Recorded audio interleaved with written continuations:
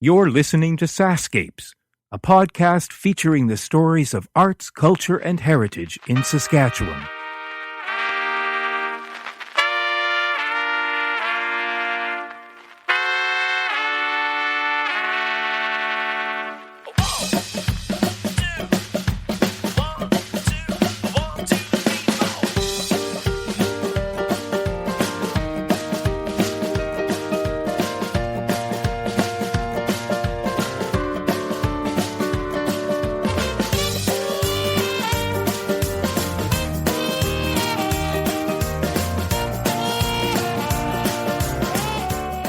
At the age of 18, he's ready to take on the world, or at least Saskatchewan for now.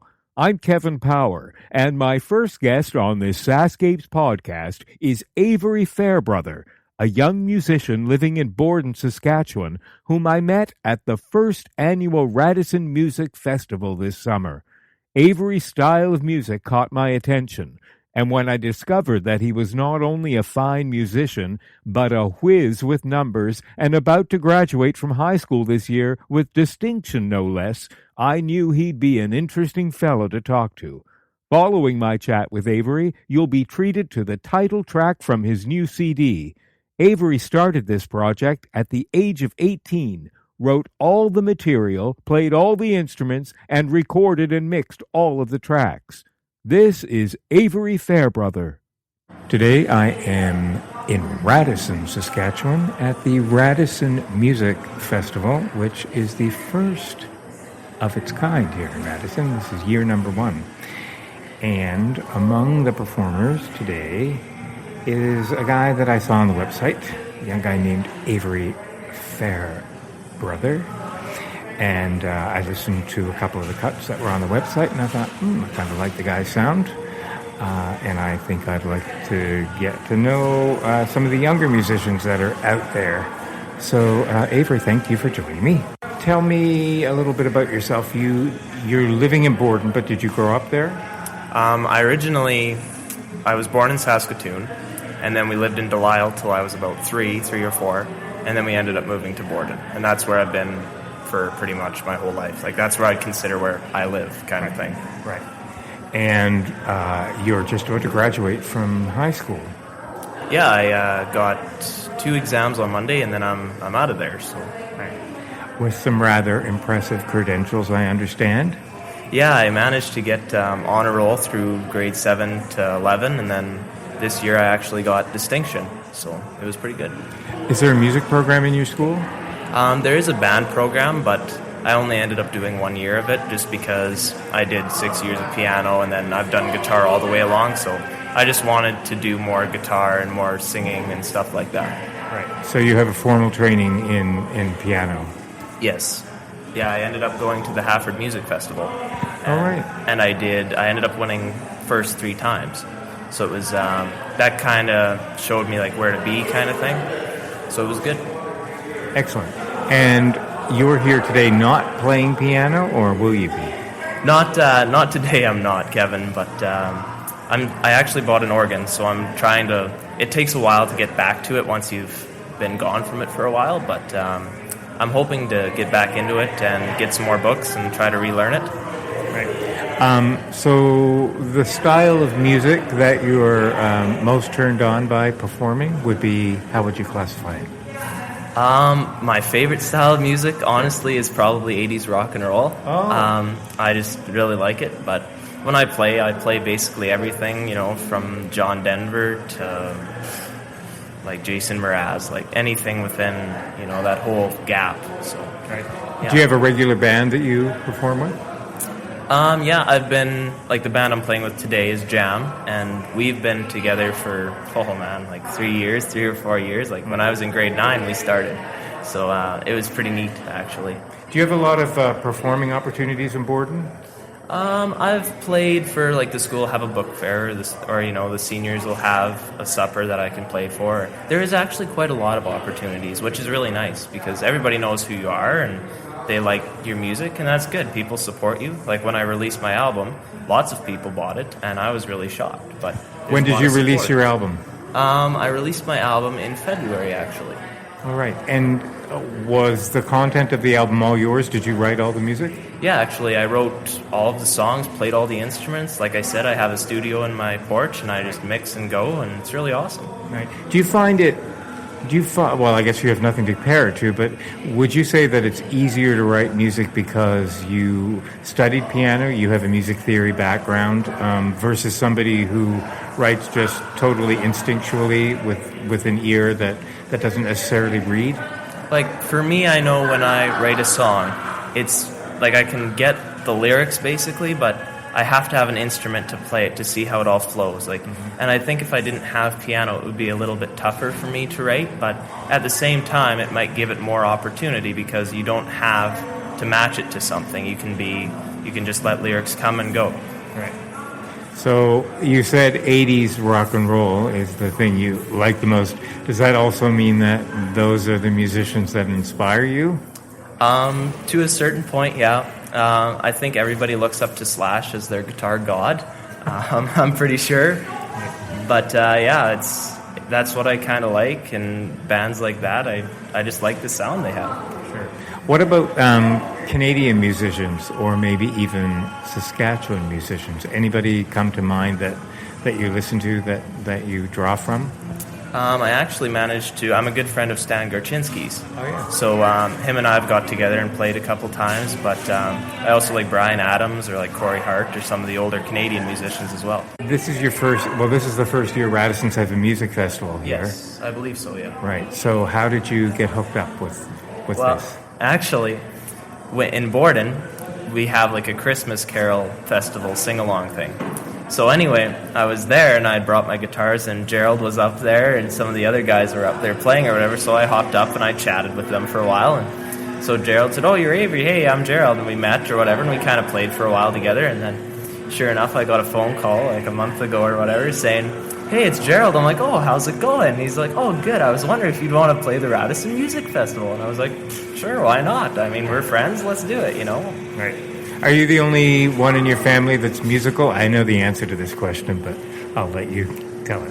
Well, my grandpa actually played a lot, like when he was younger, and I think that's where a lot of my guitar kind of stuff comes from, because he's the one in the family I can actually talk about that stuff with him. But my dad is also the Cadillac Kid, and in terms of coaching me with entertaining, I think he's done a phenomenal job. Now, for those who don't know, who is the Cadillac Kid? He's my dad, actually. He's an Elvis impersonator. He's been playing for 30-odd years, and he's played over 3,000 shows. So, I mean, he's been going a long time. So is it considered cool to be an Elvis impersonator with the gang you hang out with? Well, I think all my friends are kind of like, "Oh yeah, that's his dad," you know, and it's kind of cool because whenever he plays, I'll sometimes tag along, or you know, and everybody kind of like him and I. It's always kind of fun. It's like, oh well, who can get the most applause at the end, or you know, like it's just really neat how it works. So when you say tag along, do you mean tag along also as an Elvis impersonator? No, I do my stuff, like I'll open for him, or he'll open for me, or we just kind of make it work. And it's, you know, like fathers and sons, they usually go fishing or golfing. Well, my father-son bonding time is playing a show with my dad. That's great. And you've never been tempted to slap on a wig and give us a little blue suede shoes or something like that? Well, a lot of my grandma had always said, "Oh, you should try it," or my mom had said, "You should try it." But no, I never did. I ended up, like, him and I'll do like the odd Elvis song live, so I've ended up learning quite a few Elvis songs. Right.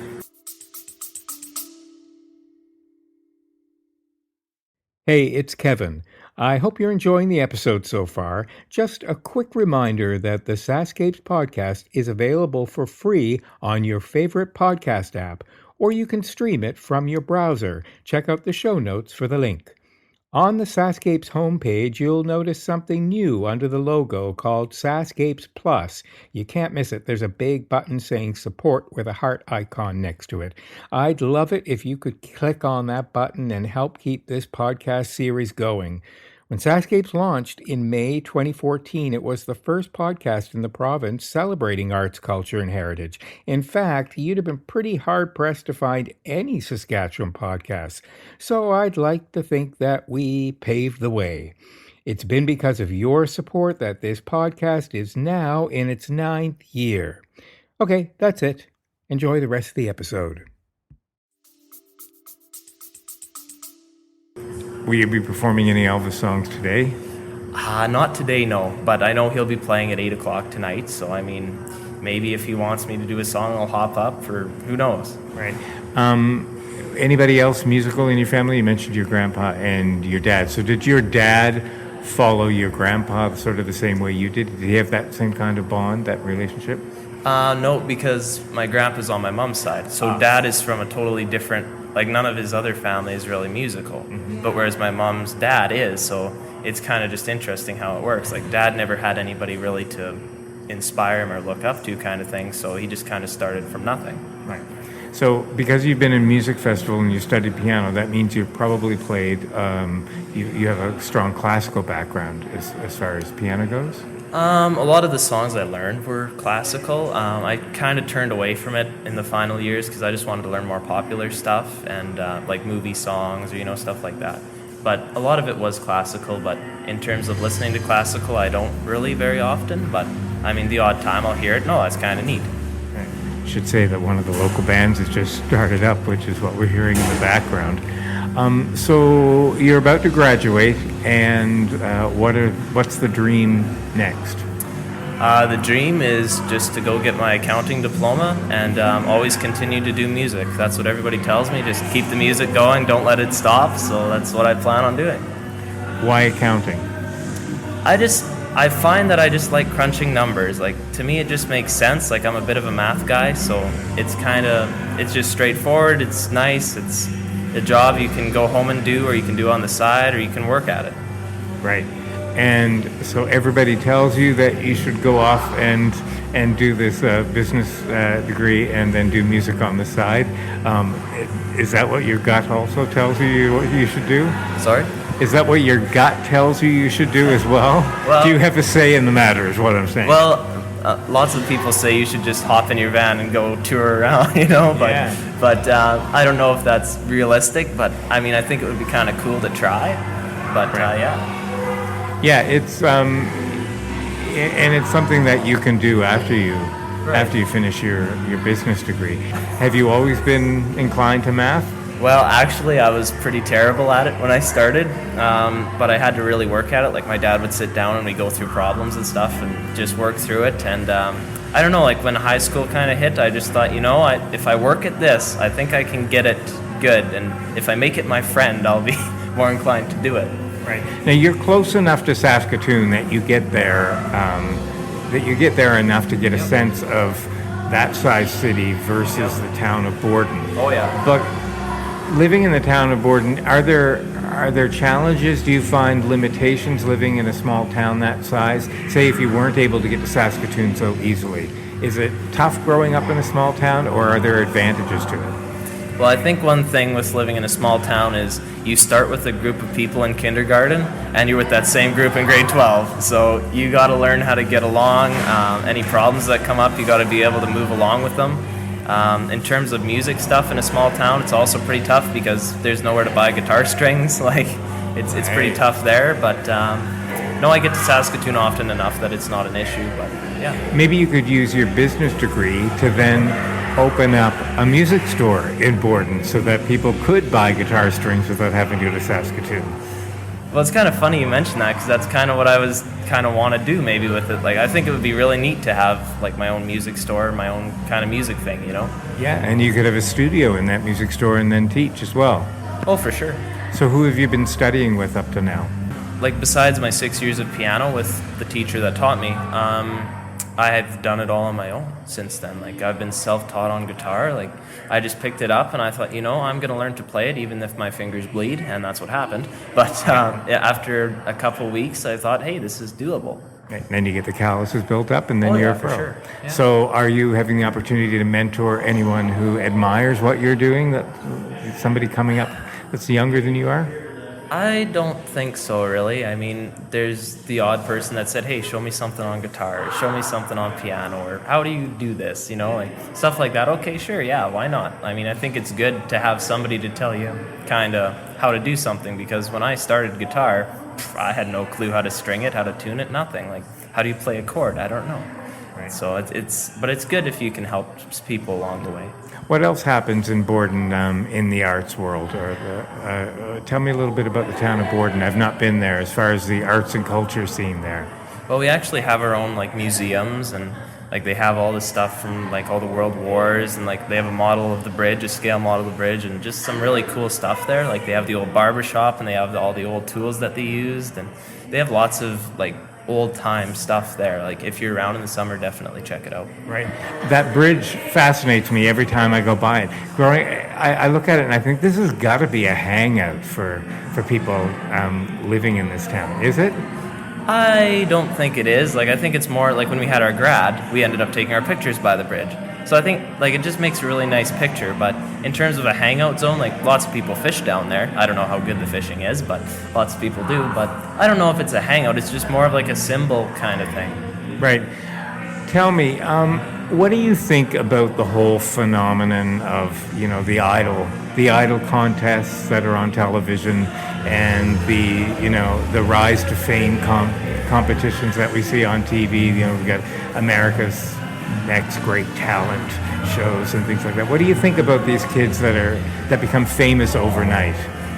Well, I mean, I think it's good that they have them, because a while ago there was no way to really broadcast yourself. There was no avenue to really turn with them. And yeah, I think if you can get on there and do well, and if people want to support you, I mean, I think it's really good. Right. You're growing up in an age where the internet is sort of taken for granted. I mean, my generation didn't really have that. It's easier now than ever to produce your own records, record them, and promote them. So is that what you've done with your album? Is it largely something that's available on the internet?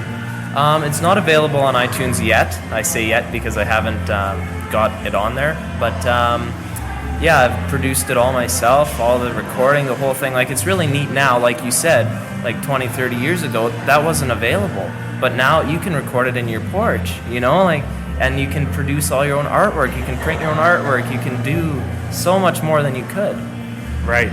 Yeah, it's true. And you really get to try out things that normally would be very expensive. Yeah. I mean, if you wanted to try out a particular string of songs that were very huge departure from your regular thing, you don't have to worry about having just forked out $500 in studio recording time, only to find out that none of it is working.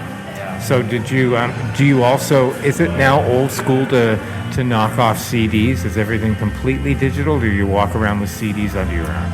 Honestly, I still like the CD. I know my old van I had a tape deck, so I ended up buying lots of tapes at garage sales. But the CD I still think is good. Like, I carry a whole bag of them with me. Today I have a whole group of them with me. And I still like going to a store and buying a CD and putting it in my van or my stereo and just playing it. Vinyl's making a huge comeback. Is that something you're into? Not me personally, but I know my friend has a really old record player, and I was at his house a while ago, and he was showing me, this is how it goes on there and turns. And I was like, you can make it stop, and you can do all these cool things. And he's like, yeah, don't do that, it'll break the needle. Yeah, it's true. Have you seen the 78 record? No. Probably check out the museum, they probably have them there. I think the reason why people are musicians are almost, the pendulum always swings the other way. Musicians often now are finding that the perfection of the digital recorded sound is not where it's at, and that it's that gritty, crackly kind of non-digital sound that's very cool. Yeah, like to me, I think like when I have jams with my band or friends, like when you record it on a tape recorder, it might be gritty, it might sound unprofessional, but when you listen to that, it's real. Like when you listen to the radio, it's all processed, it's all tracked, it's all these things. But when you actually play it and hear it, that's awesome. Right. I ask this always to people who live in small town, because my sense is that a lot of people who grow up in small town Saskatchewan like to stay in small town Saskatchewan. So once you go to Saskatoon, which is a larger demographic, do you see yourself returning? Is that sort of small town lifestyle and sensibility so much part of you now? Or do you think, one day I think I'd like to hit the streets of Toronto or Vancouver or something?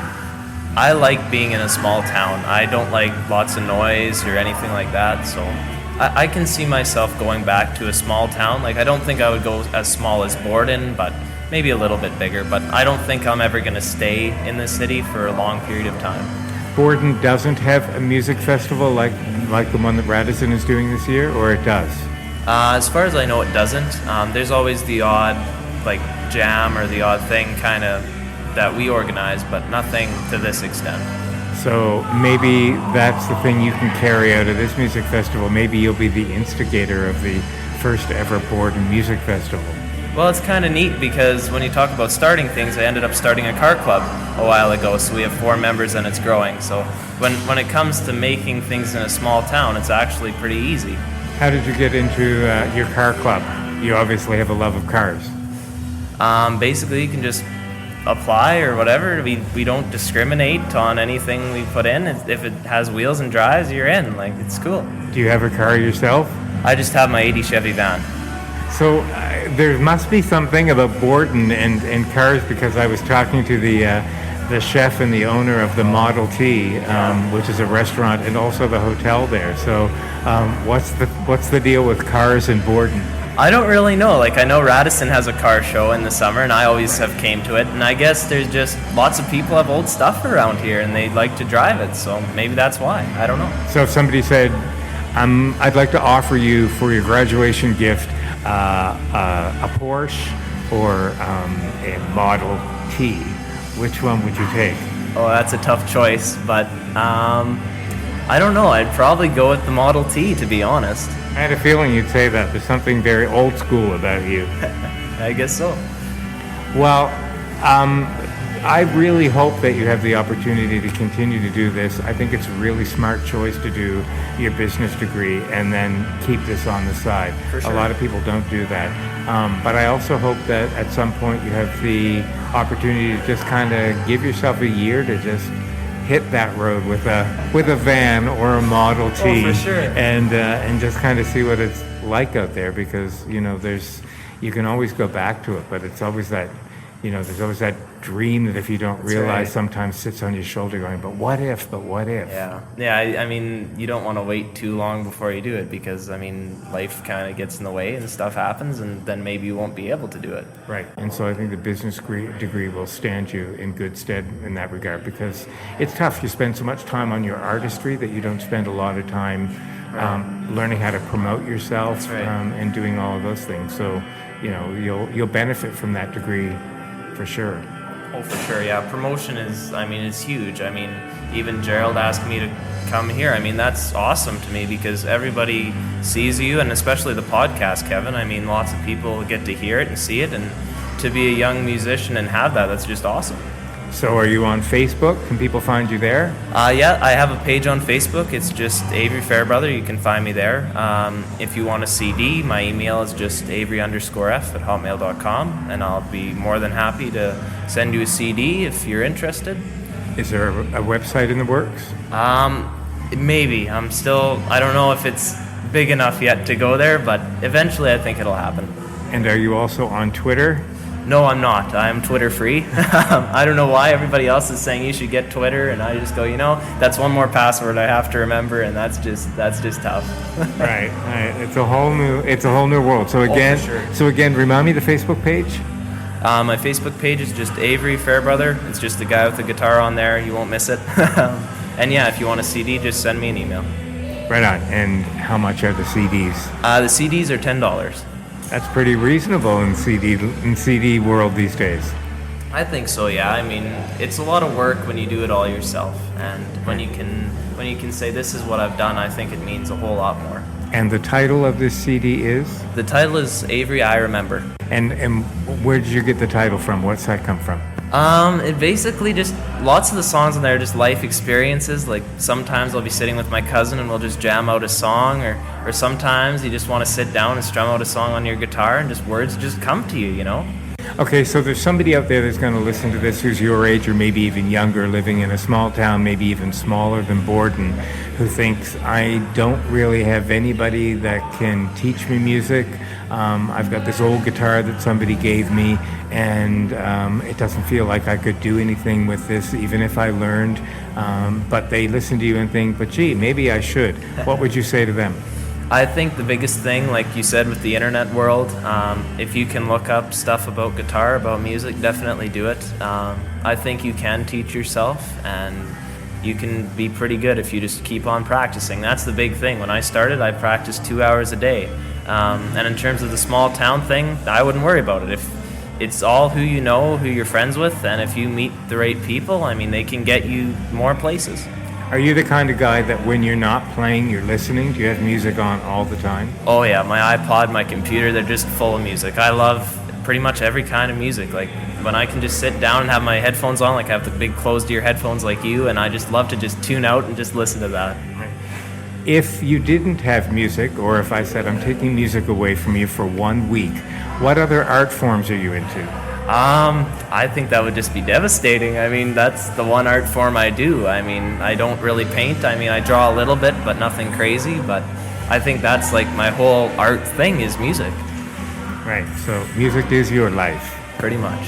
Right on. Well, I wish you much success, and I hope that it really goes the way that you want to. It's a great dream. Thank you very much, Kevin. Thanks.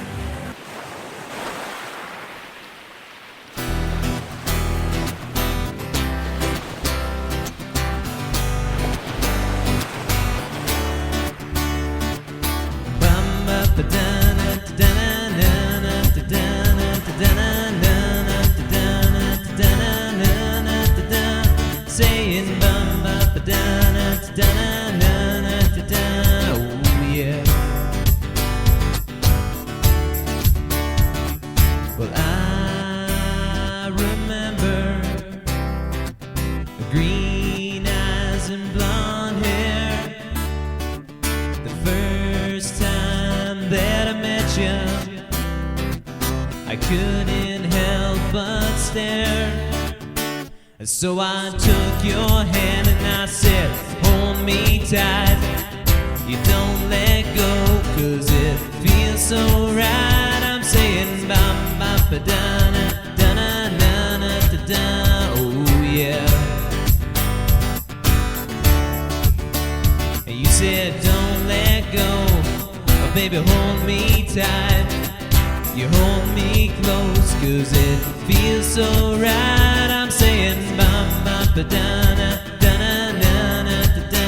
Oh yeah.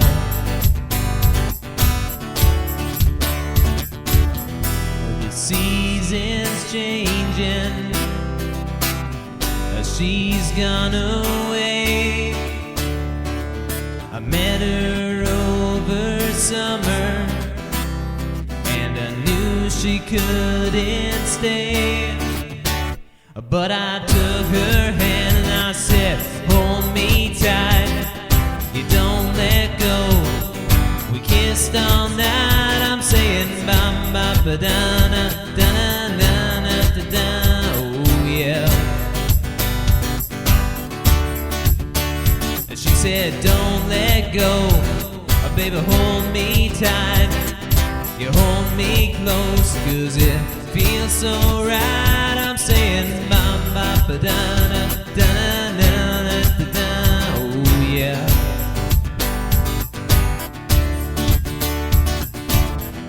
The years have gone by, now she's a memory. But then one day I noticed a girl looking at me. She had them green eyes and that long blonde hair. And like when I met her, I couldn't help but stare. So I took her hand and I said, hold me tight. You don't let go.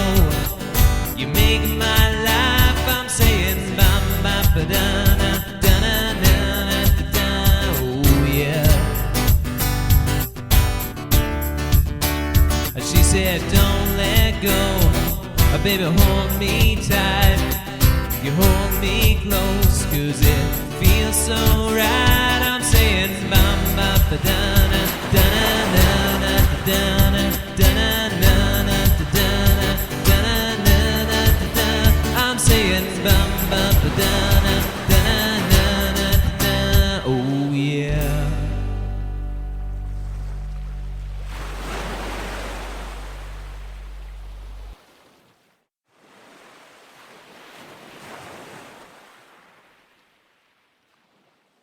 I met my second guest during the first week as animateur with SaskCulture. Gerald Wiebe approached me with his business card and said, "I'd like you to come to the first Radisson Music Festival if you have time." Gerald's passion to launch the first year of the festival was so palpable that I couldn't refuse his offer. And if there was ever a shining example of perseverance born out of the desire to create new performing opportunities for young musicians, Gerald Wiebe is that example. So continuing at the Radisson Music Festival, I am with the festival organizer and also on the town council. Yes. Gerald Wiebe, thank you for joining me. You're welcome. It's a pleasure to be here.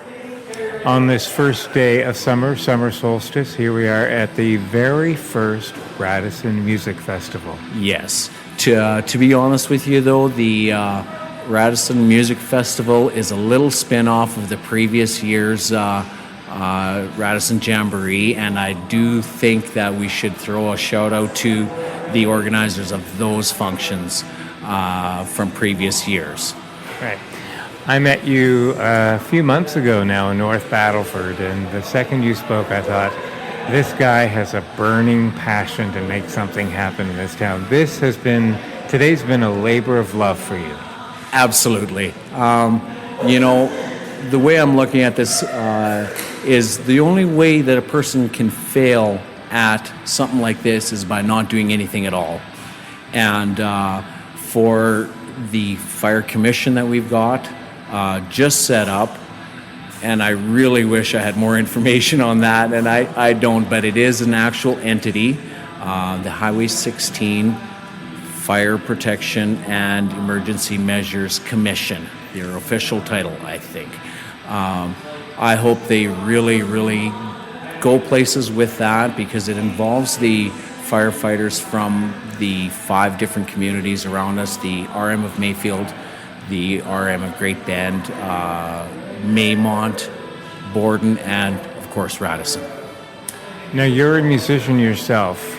To some extent, yes. Singer, songwriter, yes. Right. So it's particularly important to you that you see these festivals stay alive, especially in small towns like Radisson. Well, absolutely. We have a phenomenal amount of fresh young talent out here in the bush out here, really, that just don't get chances to play unless they have to drag their mom and dad with them, or they don't have the same opportunities, I think, as some of the adult bands who can just run into a club and have not a problem with getting a little exposure that way. And I'm hoping that this festival is going to create a little more awareness of our youngsters that are actually working towards something other than, I'm not a fan of kids sitting on video games. I'm not. I'll be honest. And this lends itself to our next generation actually pursuing something greater than that couch potato attitude or whatever it is, that word I'm looking for. But sure, yeah, and yet you're close enough to Saskatoon that you could have easily just said, well, you know what, if these kids want to do it, they're 45 minutes away from Saskatoon, they can find places there. Why is it important to keep it here still? Because Saskatoon also has the same amount per capita of incredibly talented kids. Some of them are actually coming out here. A young band called Blue Romance. I've only seen a few clips of their Instagram videos and stuff, and I'm appreciating what they're putting there. But our kids also need to get seen out here.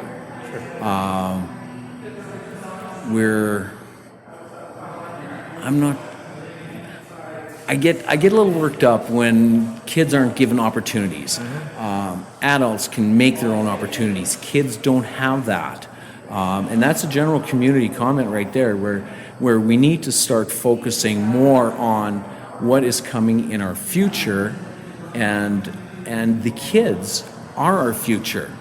And it seems that there's a group of kids from, say, 12, 13 years of age to legal age to hit clubs, for example, that just somehow get lost in the shuffle, that are sent off to, to their own devices. And I would rather see them do something constructive, and one of the best, in my opinion, constructive actions is actually music.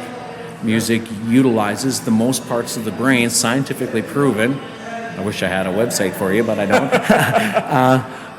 You sound convincing, so I'll believe you. Oh, thank you so much. I've rehearsed this for days. That's right, yeah.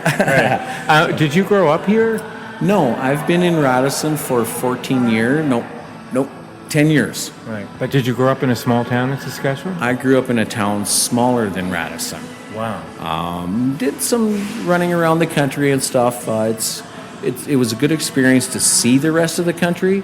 And I think it's opened my eyes to more cultures, more ways of living for people, and what does work, what doesn't work, kind of thing in all these different places.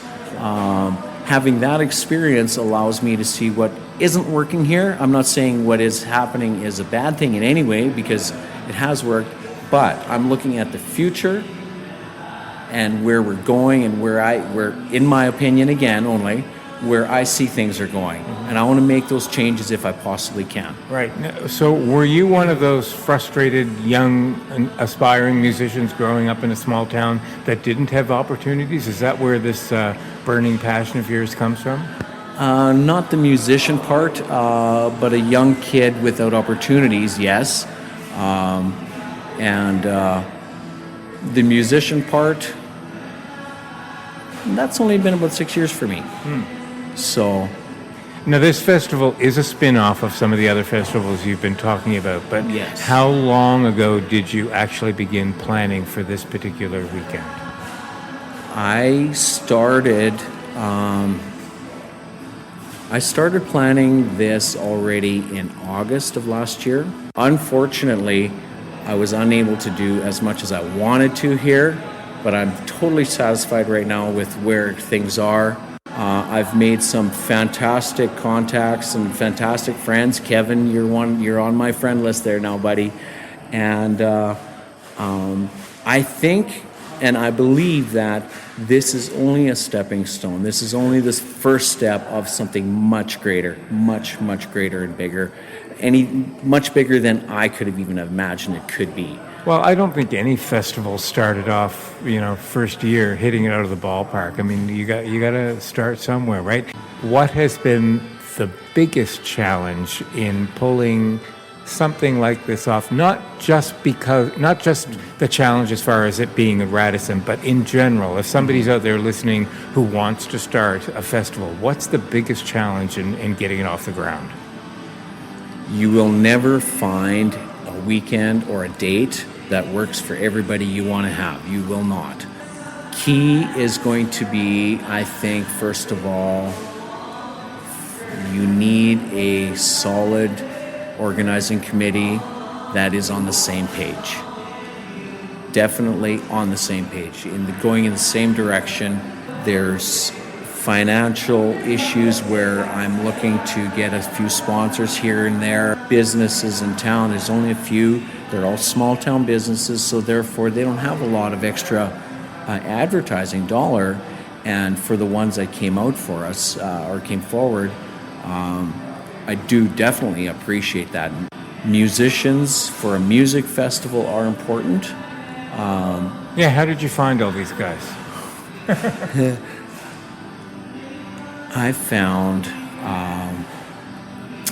found Avery at a show we played at in Borden for their Christmas, and forgive me, I don't have the name. He was telling me about it. But I found him there. I ran into him. He was coming to do his Christmas thing. I went there to do my Christmas thing for that day, and it was a good time. And I listened to this kid play I've never heard before, and I said, you know what? I got to hook up with that kid. He's just amazing. I learned about, we got another young act that's coming out, Dukes Under Fire.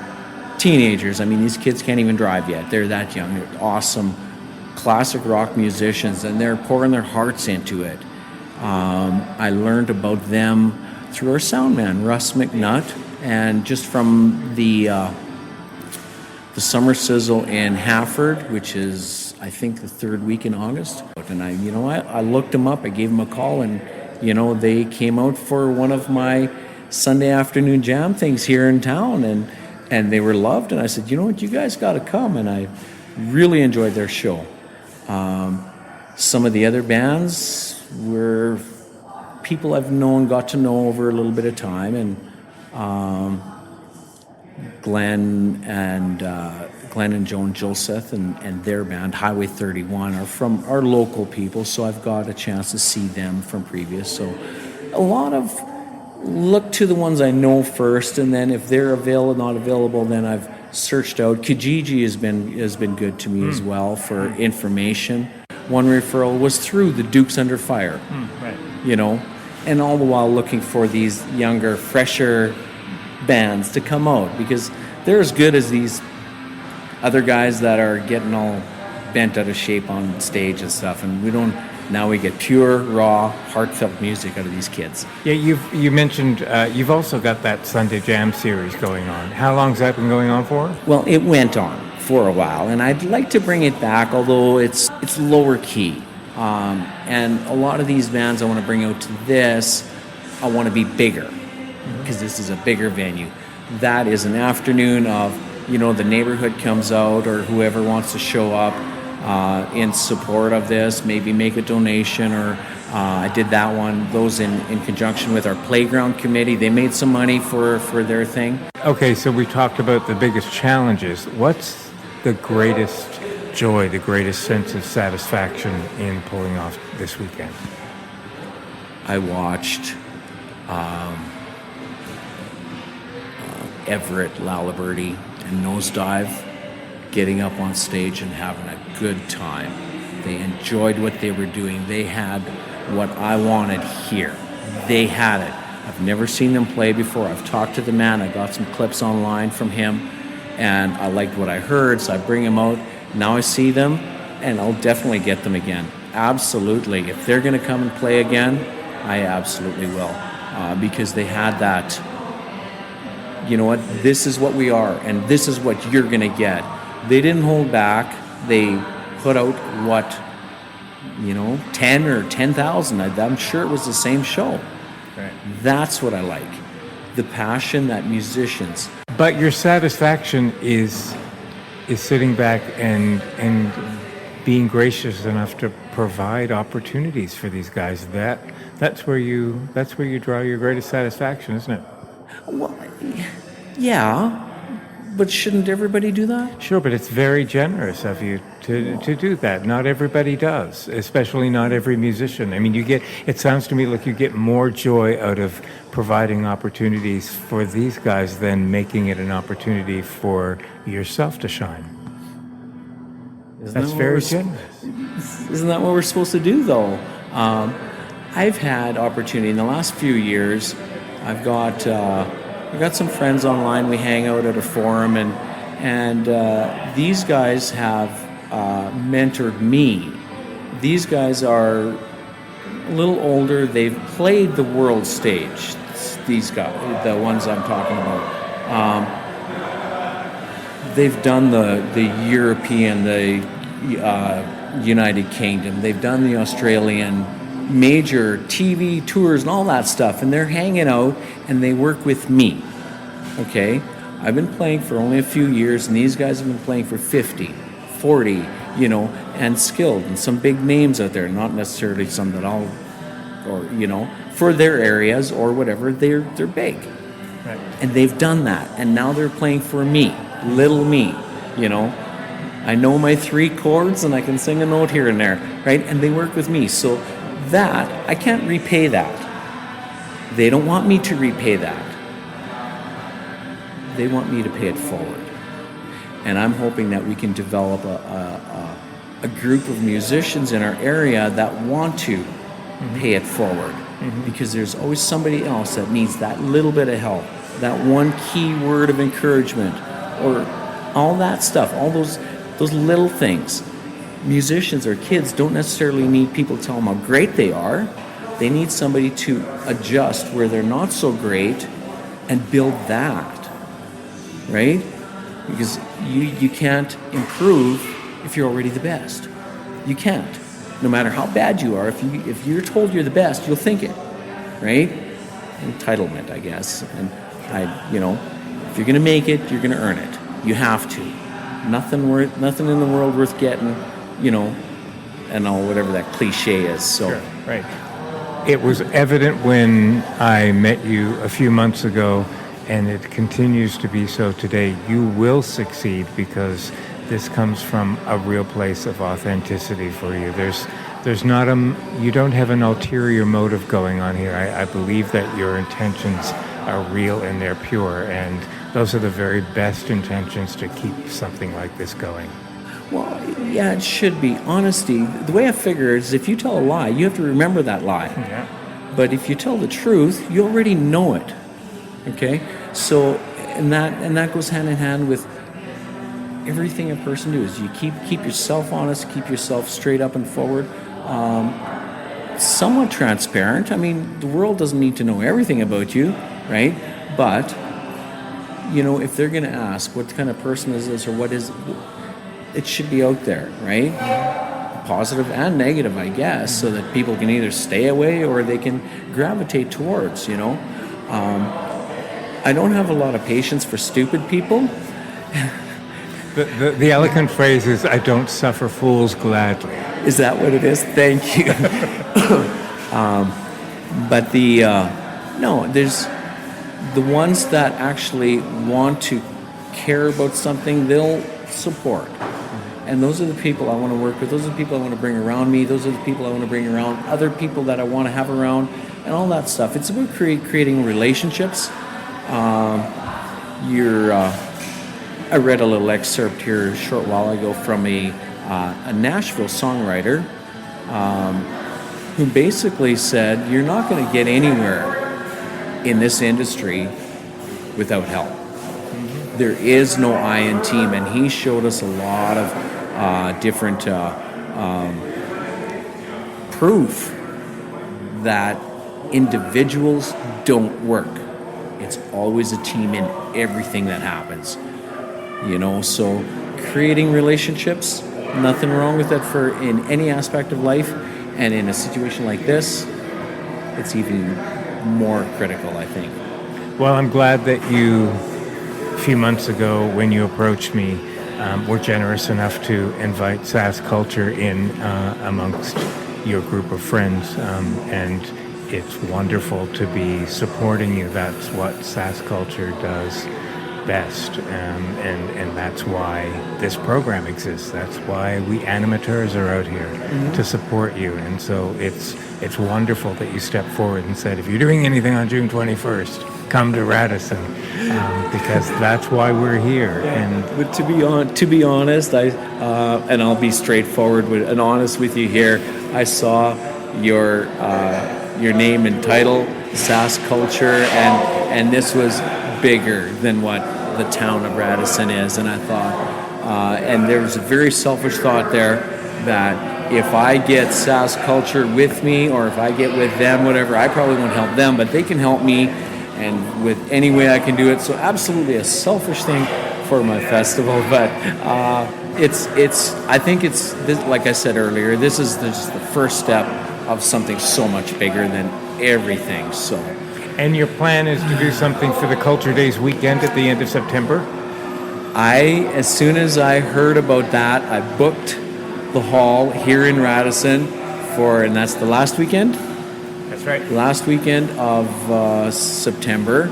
And I've booked the hall without a plan. I may not have a plan as such, but if I'm going to be involved, there probably will be music, and I'll probably be chasing after kids to participate. That's the only plan I have right now. So. Yeah, you'll do it. This was built on a plan. That will be built on a plan. Everything you do, I believe you'll execute. I do. I hope so. I really hope so. And at the end of the day, this function itself is for Fire Commission, and I hope they make a lot of money. And also, I want people to talk about this one. Avery is I think he'll be a great ambassador for that youth concept that I want to bring in,